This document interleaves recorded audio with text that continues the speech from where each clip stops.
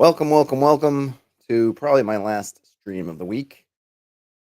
Famous last words, I suppose. Or I thought I would just kind of leave it open. So I put it as a mystery stream. You can see behind me, I have the OSR subreddit just to get ideas in the absence of feedback from you, the my loyal community. Frederick Ork wants to know where to get some turkey and stuffing in your game world. Interesting. I don't know. Food is one of those things. Like I think I see stuff served up. Ooh, I see stuff served up about food in games now and again. It would be really good to have.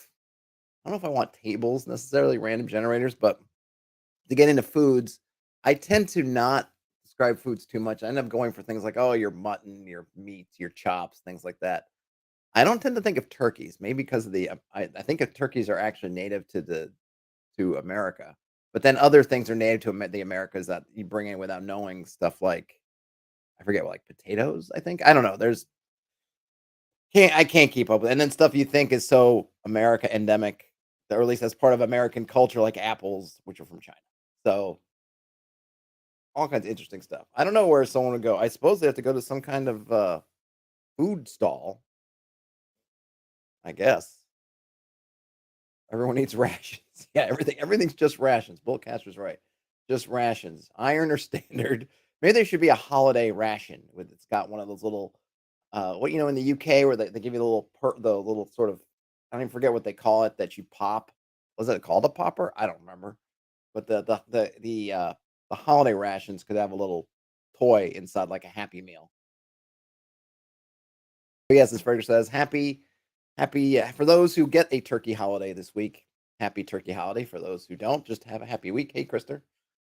Um, So really, I didn't have anything. I didn't have anything put together in terms of what to do today. So I thought I would leave it and see what folks had. This is your chance to talk about whatever you want to talk about. But I'm knowing that can be sometimes just people don't have stuff or have stuff at the ready. So I thought, especially since I'm not going to be able to do a game master community roundup, that I could at least maybe hit some stuff while we're trying to see what other folks would like to discuss.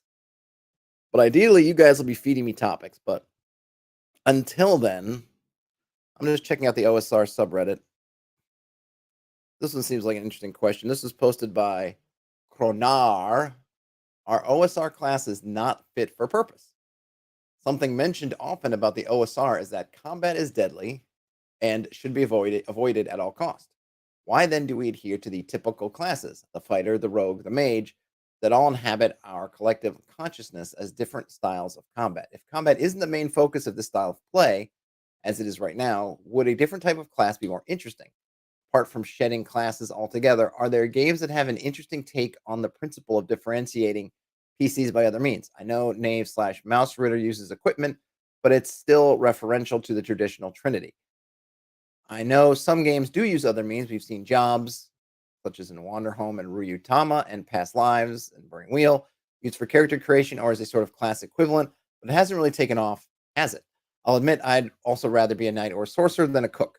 Is it that we associate heroic characteristics with these prototypes? Does asking the question even make sense? Asking for an open ended discussion rather than a right wrong answer. So I think the first thing, maybe the only thing, because I see we have some stuff hit the chat for topics, but in terms of okay, if combat's to be avoided at all costs, why are all three classes about combat? And I would say that actually only one of the classes is really all about combat. And they left out the cleric, but maybe one class is all about combat, and the second class is somewhat about combat. Sure, thieves have a backstab skill, but they're not really built for combat, at least not in the OSR conception of the thief. If you've played with kind of rules as written on how to get backstabs as a thief, you're not getting that every turn. That's not a combat ability. You're not getting behind folks in combat and stabbing them in the back like you would think about in a fifth edition sense. This is there's a guard, you slip behind the guard and garrot them, stab them, and hopefully kill them kind of thing. You're not your GM is probably being very kind to you if you're getting that in any kind of combat situations. And even then, if they give it to you in a combat situation, if you get it more than once, get more than one chance at it in combat, that's probably also being very generous. Their focus, the thief's focus, if you look at the rest of their skills and setup, is nothing to do with combat at all. It's all about that exploration, the dungeon, the sort of dungeon delving stuff, the moving silently, hiding, figuring out traps, and picking locks. None of that stuff is combat oriented. Now, the mage is interesting because it's not really combat oriented either until you start picking up combat spells. And I have actually often thought it would be interesting, and probably some folks have done it already, to really take the mage and really remove a lot, if not all, of their direct just combat spells. So get your magic missile gone, fireball gone, maybe lightning bolt. Maybe you have to actually be in a storm where there's lightning instead of being more like the instead of being make it less like I guess you already have call lightning. So I'm trying to think less like it, the sort of emperor from from Return of the Jedi, just sending out lightning from their fingertips. But it'd be interesting to just get rid of most, if not all, of just these simple. These are combat spells. Like maybe you can make a case for fireball. Maybe you can make a case for something if you had, an ingredient like there's a flame here, and I'm gonna take that flame and do something. So it's kind of indirectly combat, but it actually might have other utility, maybe. But I would just say, just get rid of all those. And then let's see if you just have the fighter is the only one who truly is about combat and everybody else can do stuff, what would the game look like? When only the fighter maybe really and the cleric to a lesser degree might be like, yeah, this is if we don't have to jump on them and stuff, this is good. And everyone else is like, oh, I'm give me a chance to prep. Let's back up and let's prep. Let's prep a spell that I can use, something, right? Whatever that is. Let me try to sneak around and backstab. It would be interesting. But I don't think that all three of those or all four of those classes are all just all about combat. I think that's more how we're thinking of them going from the modern game, how it is now with rogues and stuff, looking back. I think oftentimes when I would play the kind of rogue types, I'm in front while we're while we're exploring, and as soon as things hit the fan, is I'm trying to scuttle behind the front line as fast as I can, and then maybe I'll try to get some bow shots in there if I can find an angle, I'll try to do that. Or not. I certainly was not running and gunning for combat when I was playing a rogue, and definitely not as a mage, unless I had a bunch of stuff. Like I enjoyed combat when I had my necromancer that I was playing in third edition, or third edition and 3.5, I guess. But I actually was way in the back, and I had my army of undead minions fighting battles for me. All right, let's see what's going on in the chat here. Rooster says I should have a random table of topics when I haven't got anything prepared. That would be a good idea. I think I just have to be a big table. That might have to be one of those a D100 table. Let's see. Bullet Catcher says, in your sandbox, do you have an overall story or big bad evil guy, or does your RNG features and encounters build the story as the GM and players discover and explore together? That's a good. Let me pop this one over here. This is a good question. In my can unfortunately it covers up my face, but that's okay. In my sandbox, I do have an overall story, and there are, or maybe stories not. The world is things are moving, and it was actually kind of interesting. So in what happened, what I did was I set up the sandbox, and I say things are in kind of motion. Some events, large events, small, some in between. These things are kind of happening, and I put the party in a spot where they're near somewhat of a nexus of at least some of this stuff. And just to kind of give them a taste, give them, I want to put them in a place that feels dynamic. So I want them to be aware, like, ooh, this stuff was kind of taking place. So they start off in this kind of like a small county, kind of down on its luck, run by incompetence that they've kind of been at. And then, there are a couple of events that kind of shake the place and kind of boom gives them their kind of start and going. So part of that was this creature character, who I called Manitir the Hierophant, and he was just someone that was kind of doing stuff. I kind of threw him out there. They didn't even know the names or anything, but what they did was they ended up visiting basically a powerful fae who they think is a witch, but it's really a powerful fae, and they made a deal. They agreed to give something up. I forget what it was, and have a question answered. And the question they decided to ask was like, who is threatening? Like, what is the biggest threat to the realm? Kind of thing. So they ended up getting the name for this big bad evil guy, Manitir the Hierophant, who the idea behind him is that he's actually trying to establish equality amongst, but his equality is amongst all the planes. What he wants to do is he wants to essentially create this sort of planar democracy by merging all the planes together. which is probably going to be a really, I say probably because even I haven't decided what will happen if he's able to do all that. But even if there is some good coming from it, I feel like this is basically a Thanos. He there maybe what he's doing will do some good, but there's going to be a whole lot of chaos and awful things going on. So the party actually got the information very early on, probably earlier than I would have expected, but they don't know what to do with it. And of course, most other people who aren't powerful folks in their everyday world don't know who the heck this person is. And then other people who do know are like, how do you know? This like basically like, "Phew, this is way above your pay grade." Um, so that stuff's going on. But then a lot of other stuff that's happening is RNG, and it's also just playing off what the party does. So, for example, they went to this witch who's actually a fae, but they went to this witch. They made this deal, and I think their exchange for the deal, they gave her a message that they were supposed to be delivering. They were on a job. They're supposed to deliver this message back to the Viscount. But the witch said, "Hey, let me just borrow this message, and then we can do this kind of exchange, and I'll give the message back to you." And she did. She gave them back, but she changed it. I haven't decided what exactly the ramifications of her changing the message, but she, for her own purposes, did did a little magic or a little forgery on the message, gave it back to them, and then they went and dutifully delivered it. So there's that kind of elements will come up where, okay, we've made this bargain, and now I have the results of this bargain to play with. Their local bad guy, who's nowhere near in level of power to the kind of cosmic games that are going on with the Hierophant. They have this guy Bogwig, which was a villain of their own making. It was a random encounter. Wizard happened to be when they were going up this kind of trail by a river, and it's sort of in a valley, and they ran. And I just, I rolled up an encounter. Oh, what's the encounter? NPC. What is it? I rolled. Okay, it's a wizard. It's a mage. And then I think that they both failed their surprise rolls. So it was one of those things where they both kind of encountered each other like at 10 feet. So I talked about how they were on horseback, and they were kind of moving along this little canyon following this river, or canyon valley depression, or whatever you want to call it. And then there's, some rocks and boulders and things. And there's one of this guy kind of hops out of the boulder, frightens the horse a little bit, scared himself. Bogwig says he's looking for his spell book, can't find it. He's babbling a lot. Seems like he smells. He's in rags. He's all this stuff. Well, the party decides to basically heel haul Bogwig.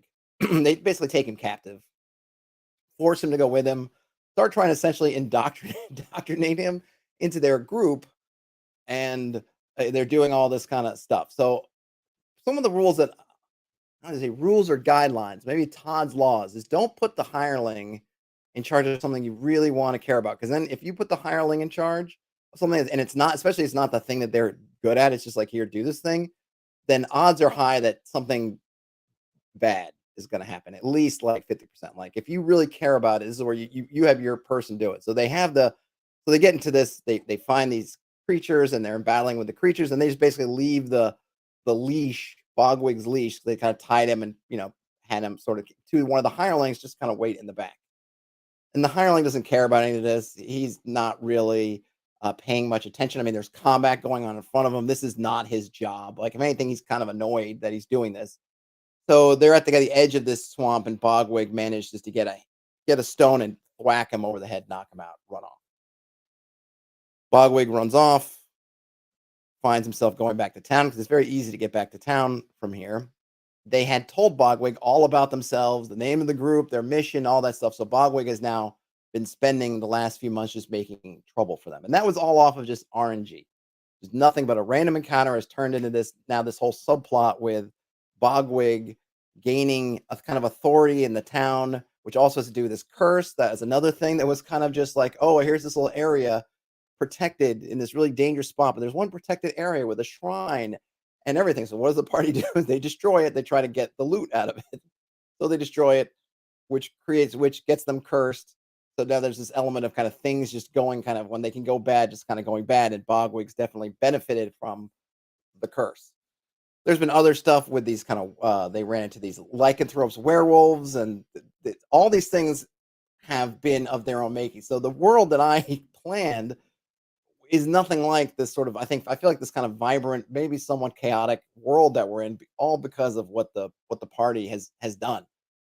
Some of it's RNG, some of it's just playing off. Oh, they do this, then this other thing happens. Okay, they've set this in motion. Now here it comes. And it was funny when they were talking about it for long about this catching on to this idea that like, hey, if we just leave stuff hanging around, it's gonna come back. You can't just stuff doesn't just fade off into the woodwork. And generally, it's been coming back on them in a bad way. Part of that is though is that curse, which I don't tell them about because they know they have this curse kind of going on, but I haven't told them all the they don't know all the specifics, so I don't tell them that. But part of it's the curse, and part of it's like, yeah, I'm like, you know, act, react. They do something, there are consequences to them doing things, and I do try to keep track of it. I like to bring it around so that these if they go and they help people, those people will be back around to help them. If they try to enslave people, then and it doesn't work, then trouble is going to be made that way. So it's been a lot of fun. It's been a lot of it would not be nearly as interesting a place if I had just left it to maybe my own thoughts or just my own kind of planning, right? It was all about having, which I love about all the having the tables and everything. It's all about just seeing what comes and then trying to fit it into the context. And then, sometimes I will say like somehow roll something like, that really makes no sense at all. But like with the werewolves, I was like, well, this is a wood that's kind of near civilization, like on the edge of what the county claims as their own. So how do they survive in that place? So I came up with, okay, there must be a village of them because I rolled a large number. The number of werewolves I rolled was high. I was like, okay, there must be like a village somewhere. And the reason why nobody knows about the village was there was some kind of artifact there that kept it hidden. Kind of just so they kind of be there and they were in peace. They were just in peace living in their wood, and maybe there were tales of wolves or something in the woods, but nobody really knew anything about it because this the effect of this artifact was it would kind of warp you sort of memory wise and everything about the place. So why are they out in force? Why are the party accompanying them? Well, the thing was stolen because there was this whole element with this big kind of I don't forget if I rolled it randomly or I just was something I always liked, but this sort of a War of the Worlds walker was activated by Manateer. It was like what he was doing there was getting this artifact, this walker, and the next thing he did was he knew about this artifact which he wanted to use for himself, went over there and blasted the village and took it. So that's why these werewolves were now wandering the woods because their home had been destroyed and they were looking for somewhere else to go. And this all came from just a random encounter, but it ended up adding to kind of the world building. And I guess I was able to have the time in terms of the game running to be able to come up with some stuff, and then the party starts to fill in details, and then I can take the details that they're filling in and being like, "Oh yeah, of course, that's exactly why what you said, absolutely." That's part of the fun of DMing and coming up with this stuff. And I find the tables are great because you end up getting all this kind of shaking things up. Because I would not have put werewolves in the wood there. That would not have um, entered my mind, but they're there because RNG. And now there's a whole other little conflict because the party pointed the werewolves to the basically to the county and saying, "Oh, there's land in the county. Just go over there. Just don't go to the." And so of course they got into conflicts with the town, and it's been a whole other element, which is also just RNG plus the players. RNG plus the players, and then use the GM. You got to make it all fit because you don't want it to seem like all just random stuff. And if I can say I've done a decent job, it's that I don't think the party is aware or thinks that they're just random happenings. They think that this stuff's there, which is what I want. I don't want them to think it's a random encounter. I want them to think, oh, there was a village of werewolves in the wood we hadn't gotten to yet, and we just happened to get there. So hope that explains it, bullet catcher, to your satisfaction. Krister mentions that you could have multiple BBEGs, each of which are trying to take over the world. The PCs can choose to engage with that or not. Yeah, I think Lord of the Rings has that to a degree, right? You have Saruman and Sauron at the same time, and yeah, the party could choose to deal with both of them or none of them, or and I like again, I think like there's different levels, so that they have the Balrog. If Gandalf hadn't taken care of the Balrog, that would have been another big bad evil thing out there. And, I think that you just want to be open. Just be open to what can happen. Be open to that there might be other bad guys. And the party's I've always thought the party will create their own bad guys, people that they wrong that but don't kill, that will decide to get vengeance one way or another. So you have lots of possibilities with the big bad evil guy.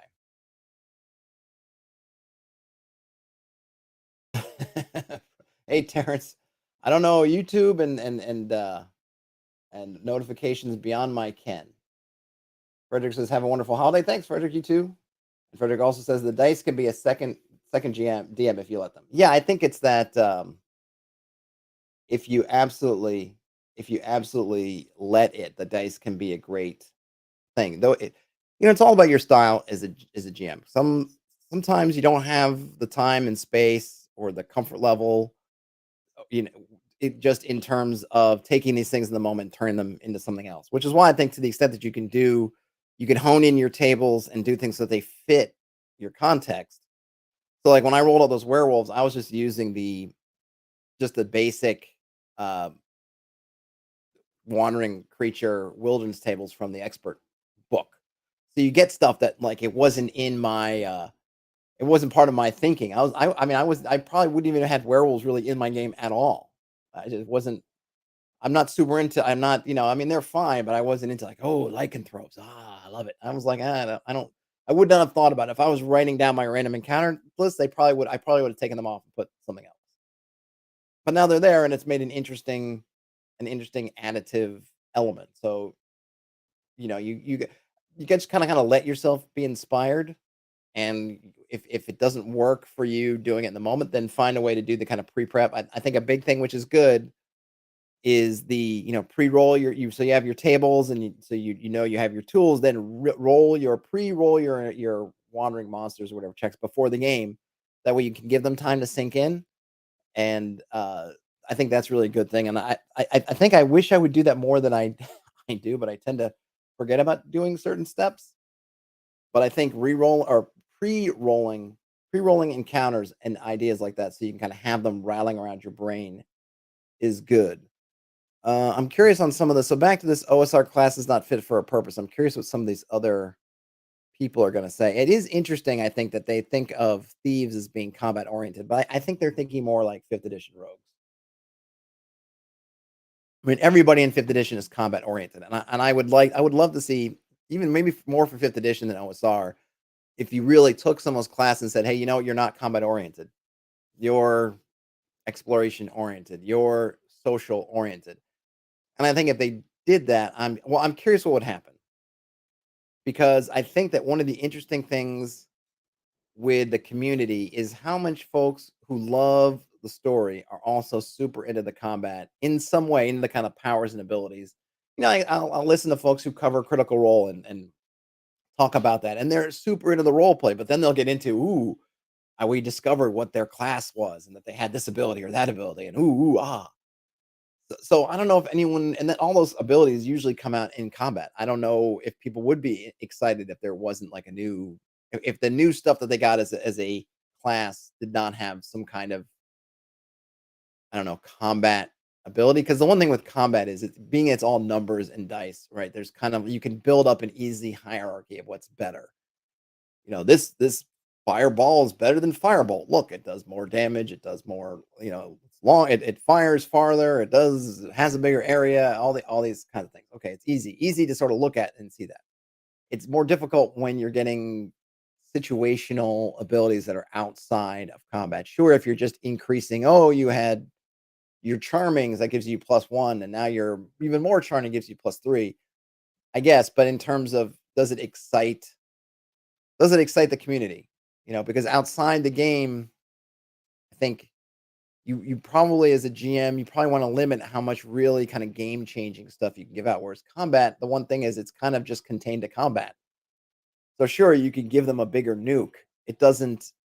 It threatens the combats, but not the whole kind of world. Whereas if you give somebody like some kind of super crazy mass hypnotic charm, then that kind of is much more game breaking in a way, if that makes sense. But it would be an interesting experiment. Someone should take it. Someone should take the SRD for fifth edition and build something where really only the full marshals have much fighting prowess, and then everybody else is kind of down from there until you get the pure spellcasters who can have all kinds of fun stuff, but not combat. And then I wonder how games would evolve. Would people just whine and complain that they don't have combat, or would they seek to avoid combat because they don't have a good way to contribute?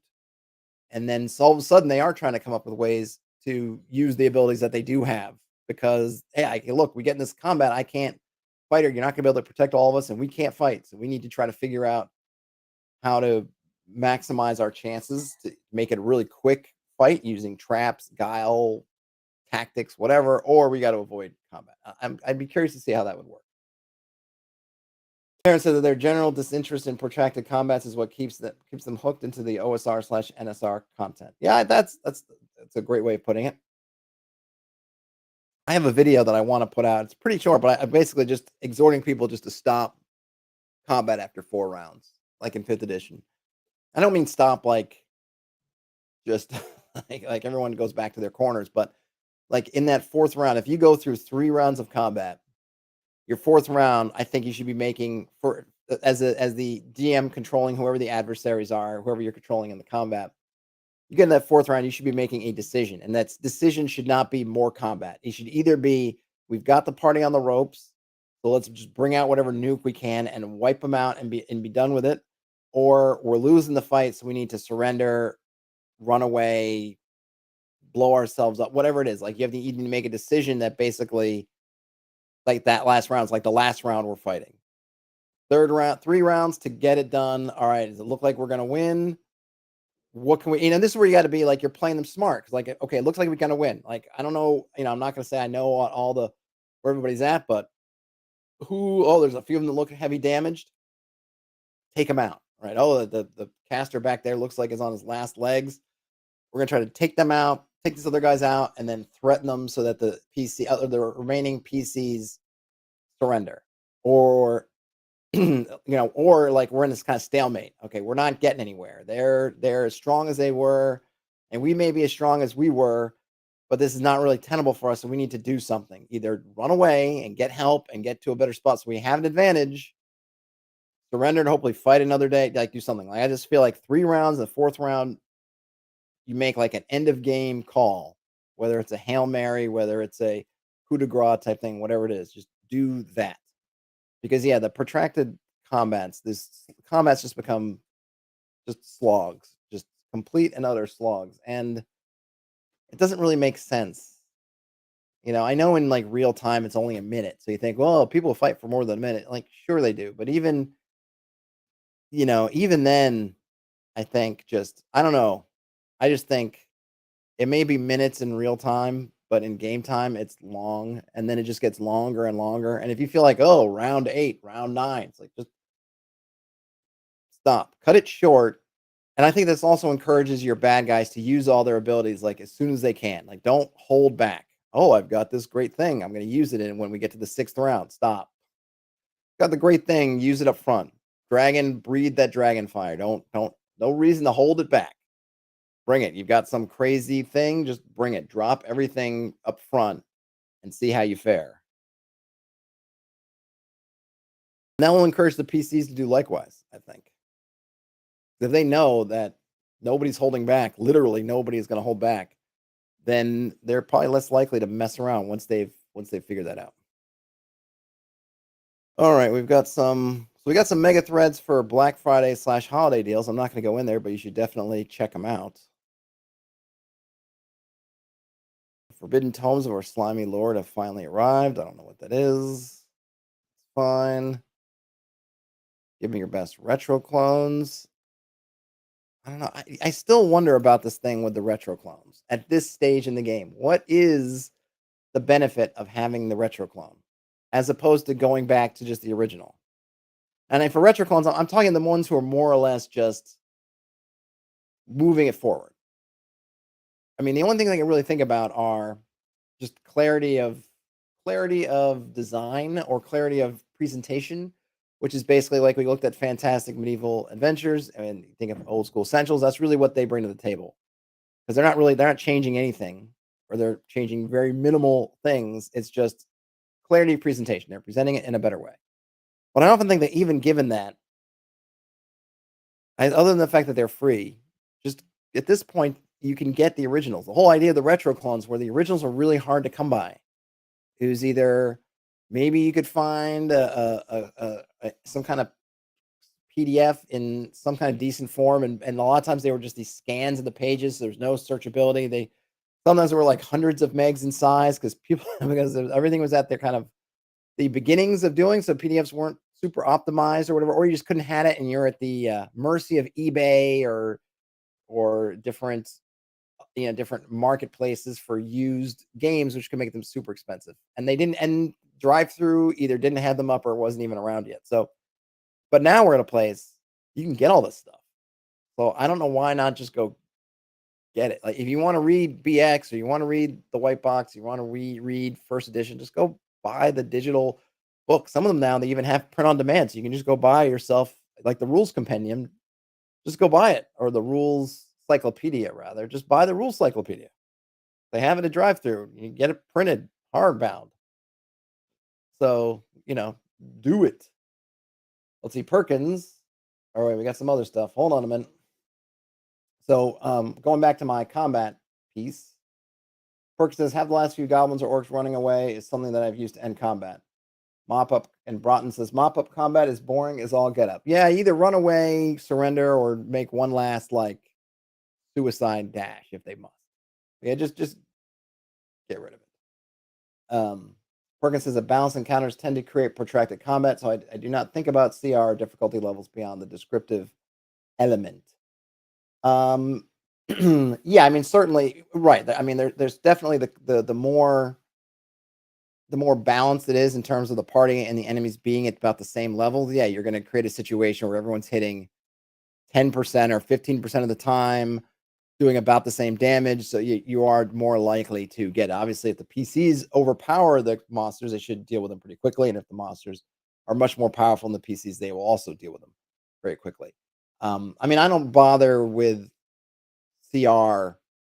I mean, I'm not doing fifth edition, so I don't bother with CR at all. But they have everyone's got their different balancing things. I mean, I do think that you have to at least, if you're not going to balance the 5e way and you're playing with a 5e group, you have to at least explain to them what the deal is, because unfortunately, I just think the cat's out of the bag in terms of it's very all the mechanics are very much out in the open.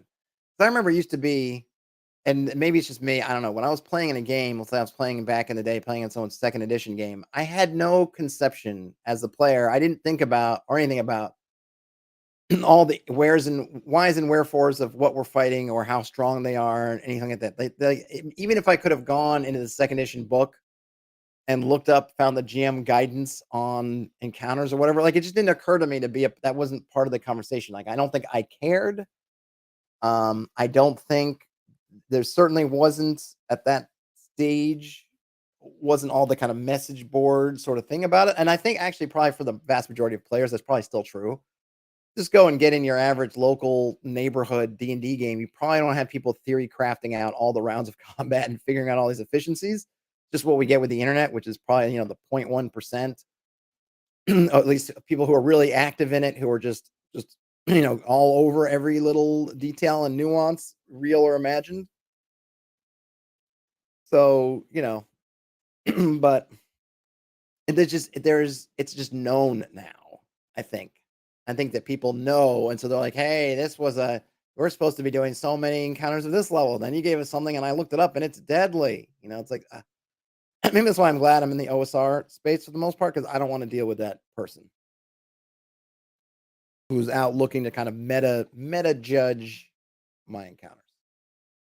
Terrence says that since their group is insistent on playing Pathfinder 1 still, they just change the monsters where they hit harder or more reliably and chop down them hit points.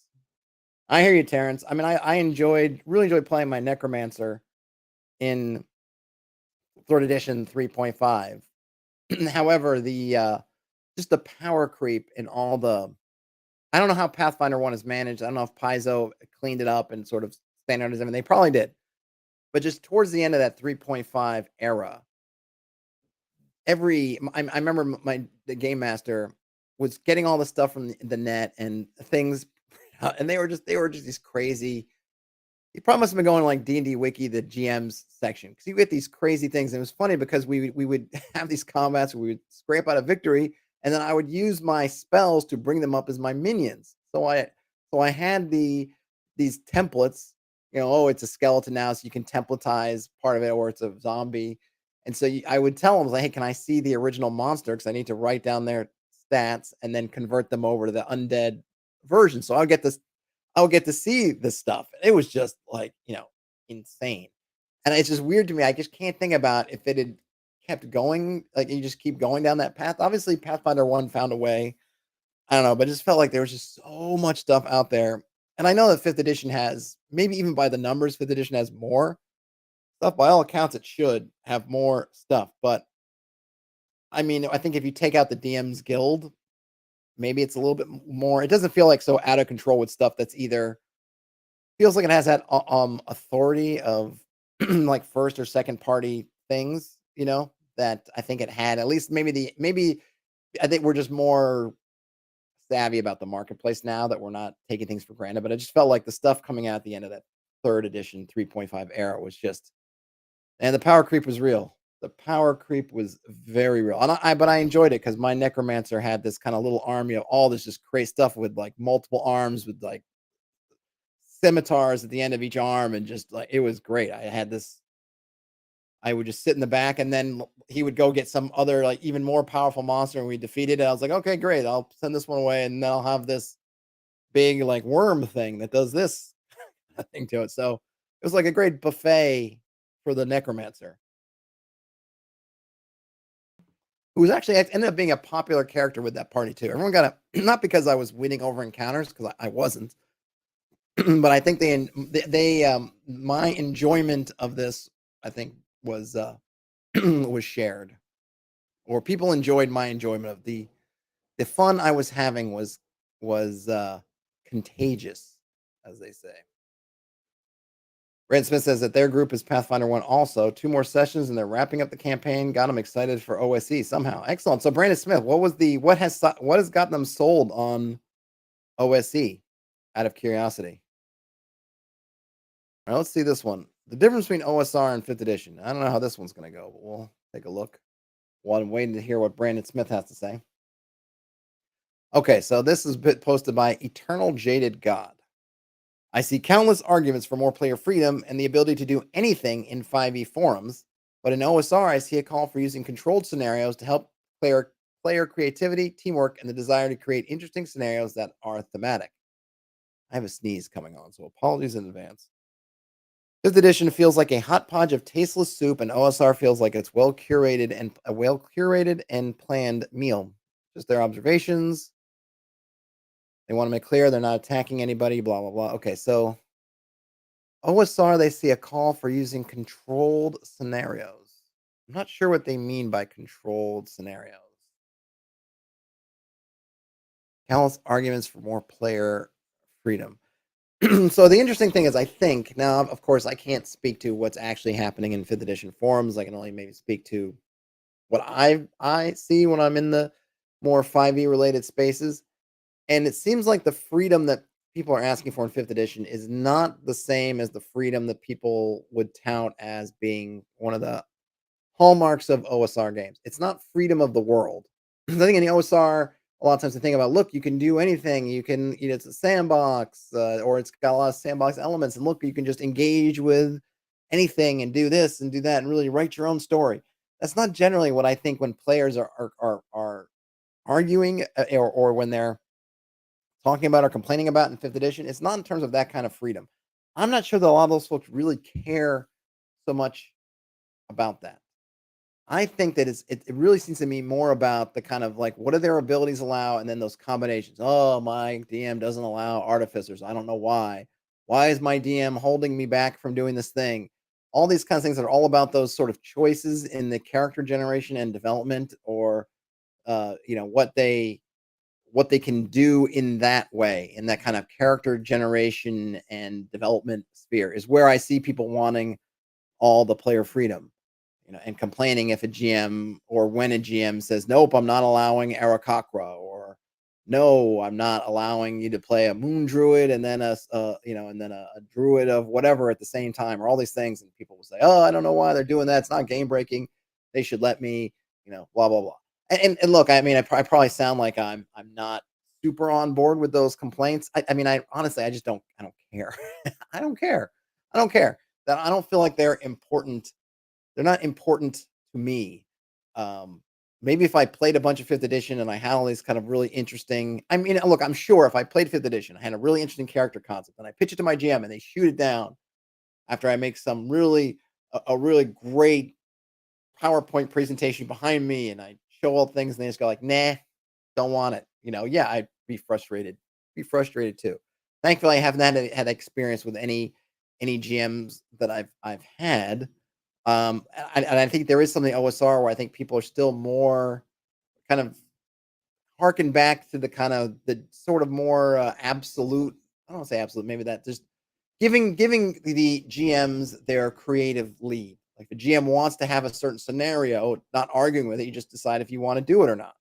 So you don't. I don't tend to see people in the OSR saying my GM wants to play a human campaign, but I want to be a tiefling. I'm gonna complain. It's like no, that's like you do it. And I don't know where that part comes from. If it's just from the fact that even though OSR is all about, there's a big kind of ethos of homebrew, MacGyver stuff together, DIY, but at the same time, that little bit of maybe of that, you're still kind of an artist in kind of what you're doing. It's your own personal heartbreaker, whatever campaign. So if you want to run it a certain way, go forth. I'm not sure, but I don't know if I would call that. And maybe that's the controlled part that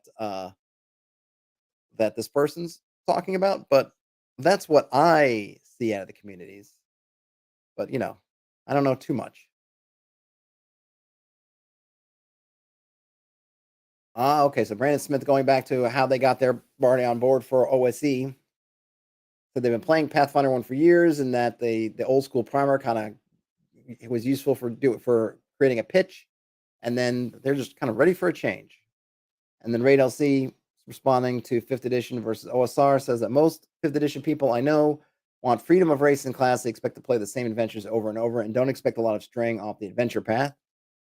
Gashman says hello. And then Raid LC also says, I know people who have played Fandelver or Strahd up to 5 times. Wow. I mean, some of that's cool. I could, I mean, the thing is, he said like, oh my gosh, but I can see doing that with like a Keep on the Borderlands or Isle of Dread, just trying different things. It's probably not the same. Like, oh, we did this. I wonder if we could do that. A little bit of like playing it like a video game where you're like, let me try this strategy this time.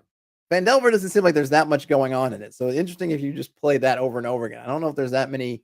I mean, it's by design. It's supposed to be a first little mini campaign potentially for a new GM. So it's not like they're giving you all kinds of branching possibilities. It's kind of supposed to be more or less on rails. But Strahd, I could see having a lot of fun with, especially if it's different GMs who play everything differently. I mean, I do agree. I think that I feel like it comes down to those character gen things. That's the freedom they want. And then I think it's the other stuff that kind of the story elements are all boiled into what kind of story the GM is telling and then how they're integrating with their backstory. But they're not really. I mean, look, it's all everything comes in cycles. It's just great that we don't have to really choose between one style or another. You have stuff like, I mean, you don't have to play 5th edition that way. You can play 5th edition in a much more of an open kind of sandboxy sense. I'm not sure how many people do, but you certainly can. But it's just great that we have all these different forms out there. But I think that this is concept just taking hold of like the story with a capital S.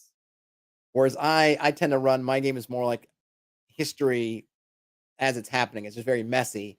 Later on, somebody will come back and create stories out of it that make sense.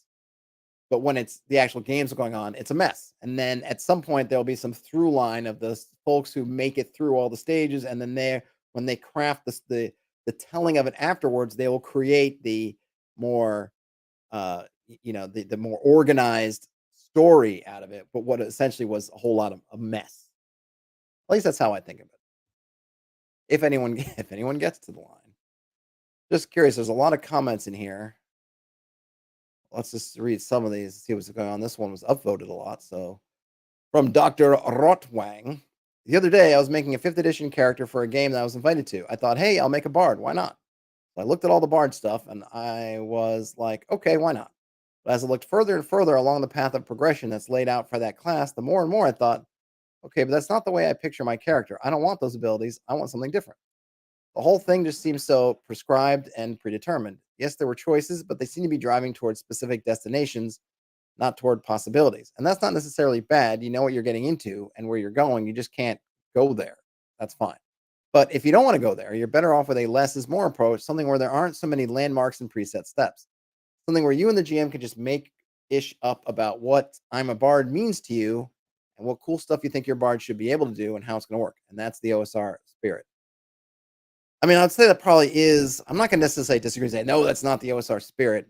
It's just interesting, right? Because if you take, I don't know, I don't have a second edition or I don't have a book with a bard in it or a first edition, wherever there's a bard, you take a fighter, it's, you're kind of prescribed and predetermined. Granted, I think maybe the difference they're saying is that it's a very wide, broad brush, right? A fighter and uh, BX or white box, whatever. It's just this. It's like a brush the size of a highway, and within there can be all your weapon choices, all your armor choices, your shield choices, your just not even including what kind of stuff, how you want to be starting off, but then just the equipment you find and you get. Some folks are going to end up in super heavy armor with a two handed sword that's magical. Some folks are going to end up with they're going to be heavy armor, but they're going to have a sword and a arming, some kind of what like a I don't know broadsword or a long sword and a shield and some folks maybe up in some kind of crazy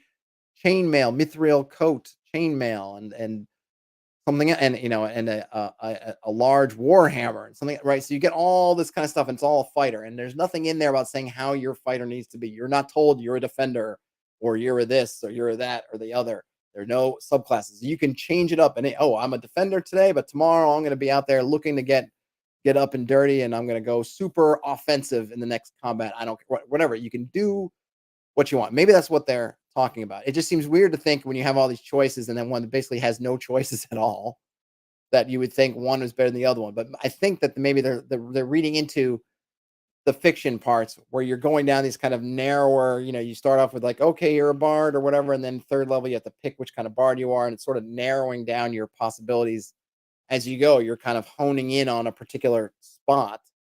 Whereas, say with an OSR old school kind of character class, it's a highway and you could whatever you want to be. You're a bard, but you want to be doing this other thing. There's nothing really that tells you, no, you're not that. You're not you can't do that. You're a bard of the College of Blue. It's like there's no College of Blue that I opted into, so I can do whatever heck I want, and it can all be on my choices in the game as opposed to choices I make on my sheet. Maybe that's where they're coming from. Not sure. Let's see. Hey, Red Caps is here. Welcome. Canada World Cup. Well, good luck. Good luck, Canadians.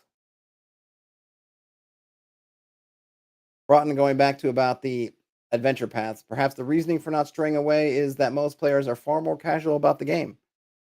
I don't know if it's casual. They're just interested in different things. And I think that's kind of like not that Critical Role invented it, but I think Critical Role really crystallized it in this idea, whether it's true or not, that kind of like this tale, the tale that they're making, but kind of Matt Mercer is like, like your director, that's sort of being big, that this tale that you're in, the GM is taking you on this journey. And then part of that is they're going to bring in all these elements that you brought in through your backstory and whatever, but you're being taken on this journey as opposed to maybe a more of a concept of no, you are forging, in my game, like you were forging your own journey. I'm not taking you on a journey. You're in more essence, the player's like, you're taking me on the journey. And as we keep moving forward, I got to figure out what's going on. But like you are at the forefront, right? Whereas I think in this other kind of game, this more modern game, it's more the the GM is the storyteller. They're the person that's driving things forward, and then the coloration and everything is provided by the interactions with the party. But that this you were the story person. It's not always accurate. I'm not saying that there's no interplay between the GMs and the players, but I think there's that idea of maybe of what it is so that players don't feel like they could or should get involved too much with it, except for like their story, like their like background stuff, which I think is where like your focus ends up on your character's build and their backstory and their motivations and that's like that's where you're living. And really is almost getting if you have like a spectrum. This is something else I wanted to do a video about, but I haven't quite got my all my thoughts in line yet. If you have a spectrum from kind of board game, like absolute game, to like absolute just like performative art, where you are on that spectrum. And I think the player base has maybe shifted towards the performative part where it's, I'm an actor and this or that. And so I feel like because like the rule of cool, I think is also like that. Yes, it's cool, but it's cool kind of because of the performance aspect. Like you're allowing me to flourish on the stage kind of thing. It has that kind of it's a performative bit. Like this thing is cool. This thing I am doing is cool. I don't know. I don't know. This is watered down apple cider for the working man. All right, so Ray LC says agreeing to everything I said from before. Thank you very much. About basically the stories being what gets recapped after the fact. Terrence says that their character Vana Runeflower Bladestorm is a tiefling warlock paladin with a tragic backstory and ancestral blade that tells me I'm pretty every 10 minutes. Yeah, I mean that's what people get into. And look, I mean, I get it. I do. I'm curious. I do think it's a pendulum. Like, I was just saying about this spectrum. I think there's a pendulum. I don't think it's going to swing back necessarily for the most part all the way to. It seems like stories you hear about the first game, the early games where it was literally like a board game. Often, like you move your pawn. All right, turn one, and you're going down the turn like you would be playing a board game version of D&D, where you'd get a card saying, "Okay, all right, we just moved one step. Bam, do this check, do this check, do this check." And it's kind of all open at the table. Like it's literally a board game with some fictionalizing in between to something that's just pure kind of improv. But I imagine there's going to be some swinging back and forth and probably, I think to be healthy for everyone, it's for not healthy is not the right word, but I think, you probably end up somewhere in the middle. But I do think it's at least in the, let's say, mainstream 5e. I don't know. Like, I don't even know if it's mainstream to all of actually everyone playing the game, but in terms of the consciousness, in terms of what we see, what we interact with, because it's in media and stuff, we're on the performance art side of the spectrum. All right. Red Cap says, in their opinion, OSR is about playing and then looking back at the amazing history, not looking forward towards the plot/story in front of you. So, I mean, I think Red Caps. So, I think I don't think you're wrong, but I think that if I want the party to be looking forward to things, but I want them to be looking towards the things that they feel like they are active in doing and not so much as like a passive. And I don't really think this is true, even if like, I don't think this is true in anybody's games. I think I want my players to be looking forward. I want them to be, because that's part of having goals in the game is working towards your goals. It's just, maybe it's a matter of, well, how are these goals formulated? Who's deciding? Maybe in a fifth edition game, I don't feel so much as a player that's my goals, other than my backstory goals, which are, sacred. We got to the end of the campaign and I didn't save my sister, like I said on my backstory. Like I'm annoyed at the GM kind of thing. But putting that aside, that is this other thing. Whereas in my game, I want my party looking forward, but I want them looking forward to like stuff that they're really part of creating and not just, I guess, less they feel like they're being kind of pulled along with it. Though I don't know if that's really what people are thinking.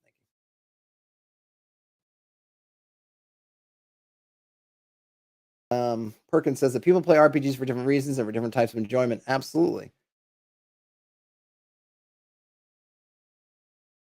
Oh, I see. Yes, the story being written. Yes, the story should always. Yeah, I agree, and I do think that people try to make the story seem unwritten. Maybe that the difference is that in the modern game, I think players have a preconception of what the story ending should be. Not necessarily specifically, but generally in that we will get to the end boss and have some amazing confrontation, and then if we decide to, it'll be, it could be tragic, but more than likely it's going to be heroic ending. Like that's kind of predetermined. And then, if anybody's gonna die, it's generally gonna be it should be at some kind of climactic moment that makes sense. Whereas in the OSR, you're worried about, at least at low levels, you're not even sure you're gonna make it to your next meal.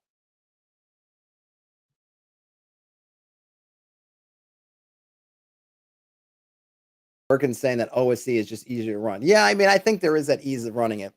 Though, again, I think that people I think it's harder to run 5e as a GM because of all the things you have to do.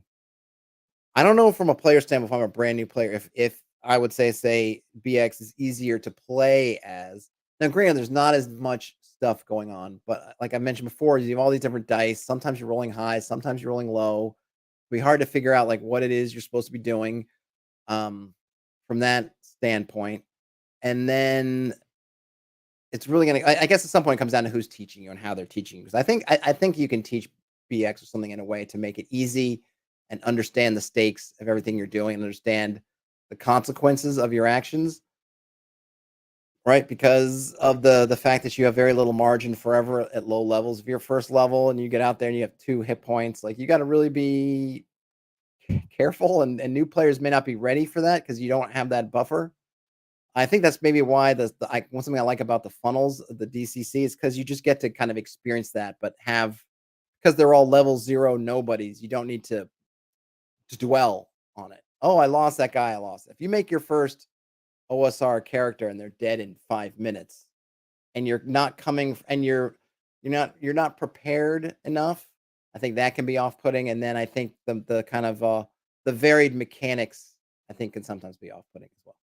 Redcap says 5e is likely easier for the player because the expectation is that your character sheet has all the answers, whereas an OSR game requires more player skill. Yeah, there's that too. There's that too. I mean, there's something comforting to be able to look at your character sheet and say, "Oh, I've got this much in climbing, so that I'm good at climbing." Right. And whereas in the OSR, you may not have thought about that. I mean, I think it's a really good point, and it also speaks to what you need to do to prepare. If you're going to try to sell your party, prepare them to play an OSR game, you need to get your players aware of these things. And how you do that's kind of up to you. Whether you want to say give them what the kind of odds are for doing things. I mean, I think that's one thing I can look at and say, look, roll under attribute. Hey, if you've got over 10 in an attribute, you're more than likely, modifiers notwithstanding, you're more than likely going to make your checks. So you can look at your sheet and say, oh, if you have a 10, that's a 50% chance of succeeding, more or less. If you've got an 11 or 12, even better. So you can kind of get a rough chance of what you're doing. But yes, there is something to be able to just go and look. And when I played a Call of Cthulhu game, I was constantly looking at like, well, what am I good at? What am I decent at here? Because I want to try to lean in on what I'm good at. Because I don't want to. I'm potentially getting insanity, and I don't want to spend a bunch of luck points. So I kind of want to know. I mean, that's just kind of the game that Call of Cthulhu is. But there's no um it's not a fault in the player if they kind of want to get some like just bottom line, like what am I good at, right? And it can be kind of daunting if you're playing a fighter or something. It's like, well, what am I good at? It's like, well, technically fighting is what you're good at. Everything else, it's going to be up to my judgments, which is why I think highlighting your mechanisms, which I did to my party. I think I probably should have mentioned this in that other video where I was setting up the game. It's like I totally ran through like, here's what it is when you're going to be your kind of skill checks, the ones that I'm going to have, like no perception checks, no intuition checks or whatever. But if using your skill, it's going to be roll under your attributes. So just look at your scores. If you're doing something athletic, it's going to be dex or strength. So and I would probably even let you pick if it seemed like either one could work. So look at your stats. If they're above 10, good. If they're 10, it's about even. If you're below 10, you can have a below average thing, but at least gives you some kind of something to work from. Because especially when the stakes are high, you just don't want to fail all the time. You either want to avoid rolling or you want to get all your advantages in a row before you roll. And Terrence says, fighter skills, fighting. Yep, that's pretty much it. Gashman says that they've noticed that if it's not on the sheet, the players tend to ask, "What can I do that's on the sheet?" instead of thinking about it. Yeah, I mean, it's a balancing act. It's a balancing act, and it's going to depend on the game. It's going to depend how you're running the game. I do agree that sometimes having a bunch of things. It's weird though, because like I said, when I played Call of Cthulhu, I wasn't constantly had my head down at my sheet, but we were trying to figure out something, and like there's a bunch of us that can do different things. I was certainly looking for, well, what can I do that I'm decent at? Because now Call of Cthulhu has like skills for everything, right? So it's got skills for all kinds of stuff. So it's very easy to look and find kind of what's applicable. But I didn't feel like that I was neglecting being trying to be clever because of my skills. I think what I would try to do is try to match the cleverness with my character. So, oh, I could do this, but I'm not good at that. Or I can do this. Ooh, and I am good at that, right? So, oh, I have acrobatics. Okay, well, I could just kind of leap across the chasm. But can I figure out how to get my acrobatics in there? Sure. If it's something else, I don't know, right? So I think there's I guess what I'm saying is I think sometimes we say, oh, skills are awful. Look at what they do, but then there are other systems that seem to use skills and they're okay.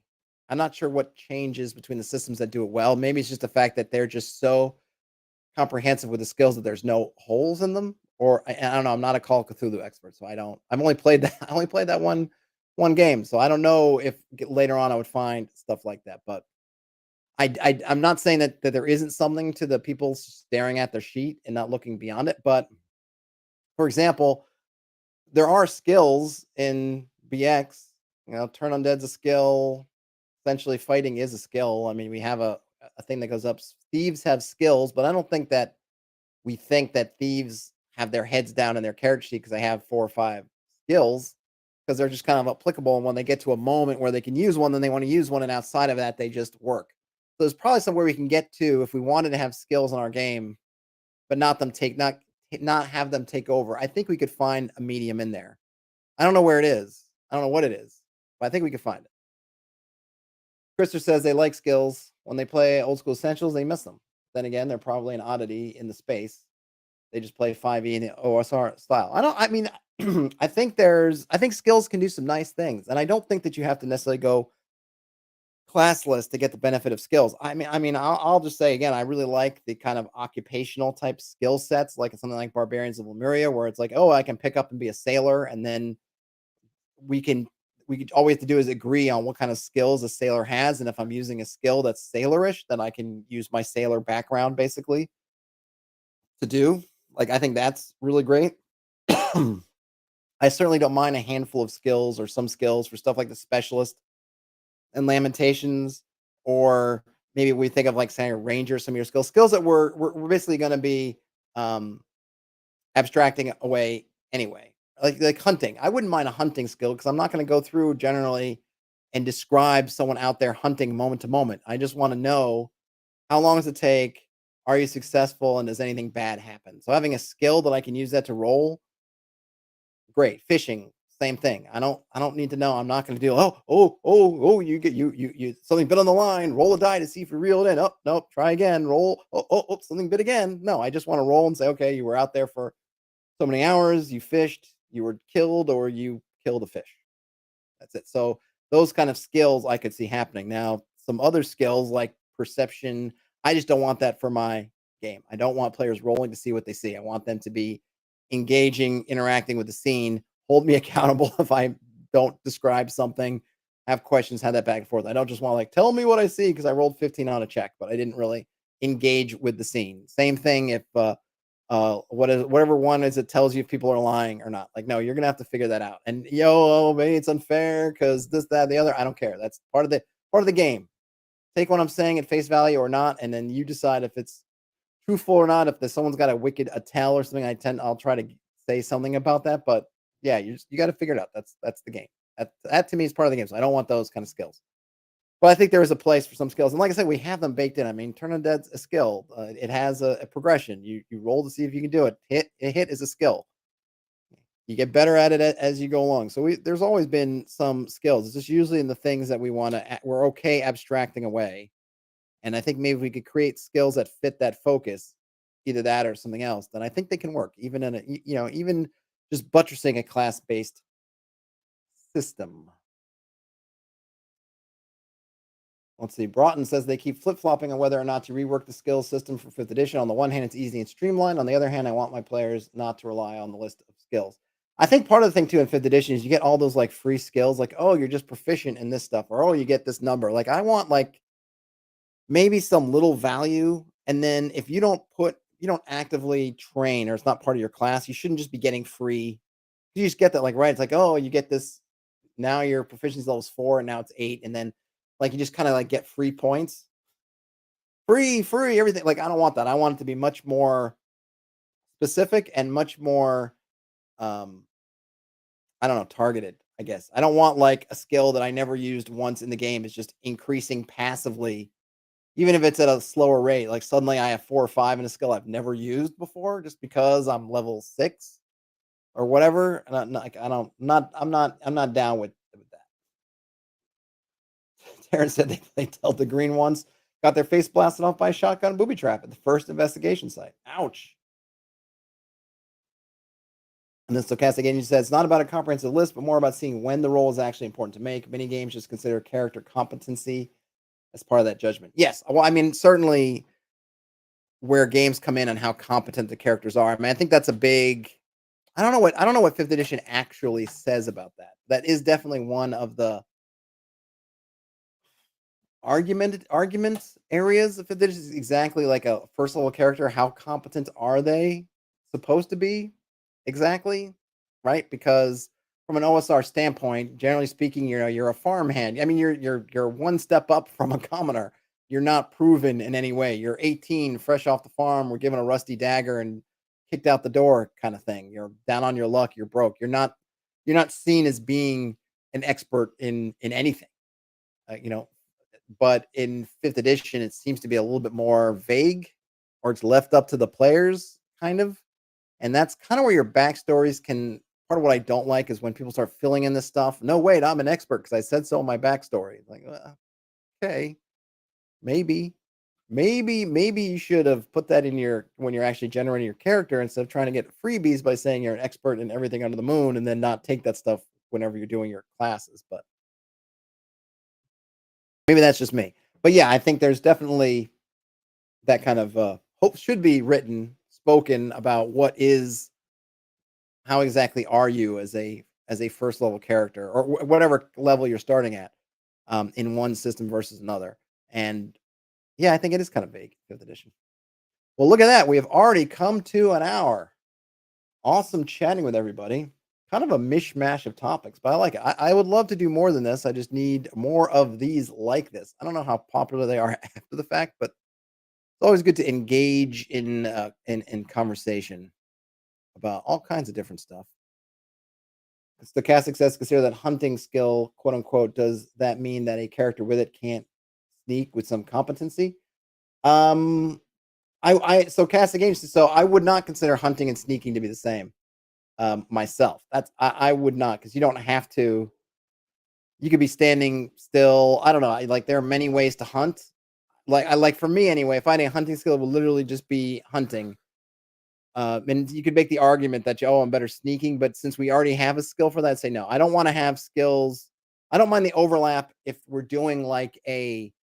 So here's the thing: if you have, it's gonna be weird. If I was doing it as occupations, like in Barbarians of Lemuria, and you were a hunter, then I would give you some sneaking. However, given that we have, let's say, we're playing OSR and we have a specialist or a thief or something that has a sneaking skill already, and you're hunting, I'm not giving you sneak because I feel like there are many ways you can you can hunt with minimal sneaking, and sneaking to me is more about like close range people. You're sneaking up to touch somebody, not sneaking up to be 30 yards away or whatever it is. That's me. But this is where everyone's game is going to be different, and I would certainly be open to if you were a player, come to me and say, "Hey, I'd really like this." My first impulse is going to be like, "No, it's not the same," or your sneaking is about being specific. Same with hiding, stochastic agency. Same with hiding. Hiding in a hallway to evade a guard is not the same as say hanging out in a deer blind or crouching down behind a bush, and waiting around. Because the thing is, like when you're hunting, and again, I'm not a hunter, okay, but presumably a lot of time you're finding a spot and you're waiting for someone to kind of come by you. It's just a lot different to me than hiding in the way you think of it in terms of like dungeon delving. So I'm not giving you hiding. I'm giving you that essentially what I would say this is you're hiding and you're sneaking. You're not necessarily better than anyone else's, but you know how to hunt animals out in the wild. So you're able to take your abilities that are not really any better, any worse than anyone else, and using the hunt. Whereas the thief that's sneaking is adept at sneaking in extremely close quarters under extremely intense circumstances, which is not what you're doing when you're hunting, when you're, hanging out with your bow 100 feet away or 50 feet away, whatever it is. So I would not be inclined to give those. Now, like I said, if it was a hunter occupation and we're doing occupations and we didn't have a discrete skill for sneaking and hiding, then I might do that, but not if I just was giving a sneaking or a hunting skill, which to me encompasses a bunch of stuff at a certain level, but not high enough to be on par with like to be more than someone else's, if that makes sense. But like I said, I'd be open to it. That's just kind of how I'm feeling about it now. Ask me after the holiday, and I might say something completely different. I'll watch some more Alone, as I've been watching of late, and I'll get some more inspiration as to what you know hunting hunting could be. Uh, because I feel like the one guy in the last thing of Alone, the only guy to actually kill any serious game, and it seems like they just kind of missed their surprise checks, and he was just fast on the draw with his bow and got it off. So it wasn't even something about hiding or sneaking. It was like mutually missed surprise checks followed by initiative. Guy won initiative, managed to quick draw his bow and fire, or let loose. All right, folks, I gotta run. Game on, everybody. Talk to you on the other side. Have a great turkey day if you've got it. If you don't have it, just have a great Thursday and the rest of your week. I will talk to you later. Bye now.